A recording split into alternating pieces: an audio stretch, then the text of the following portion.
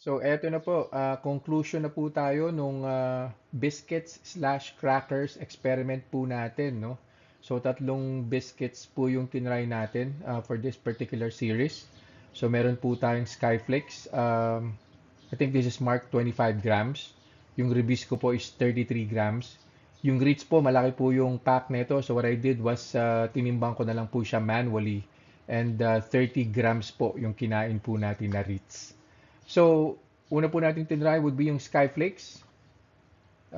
All-time favorite na Skyflakes, no? So, baka po magulat kayo. One pack lang po itong kinain ko, 25 grams.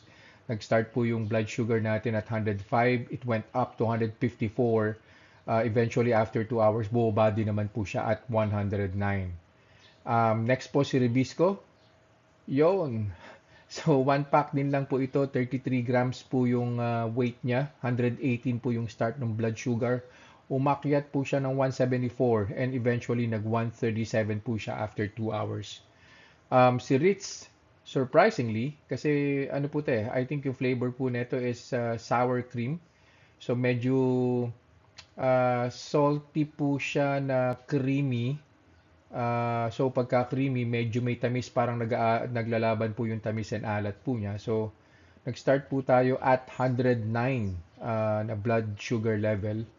Parang nag-flatten lang siya, 111 lang yung inakyat niya, tapos umakyat pa ng konti, 115, and eventually bumaba na po yan eh. So sobrang minimal lang po nung blood spike ni Ritz. So pag pinlat po natin yan, yung blood spikes po niya, si Skyflex po plus 49, si Ribisco plus 56, and si Ritz plus 2 lang po siya.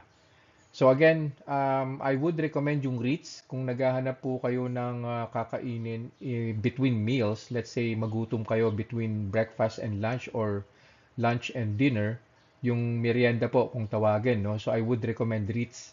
Pero you have to take note na 30 grams lang po itong kinain ko. So you have to limit your intake. Otherwise, mag-iiba po yung blood sugar spike po niyan. So yun lang po for this experiment and I'll see you guys in the next vlog. Bye-bye.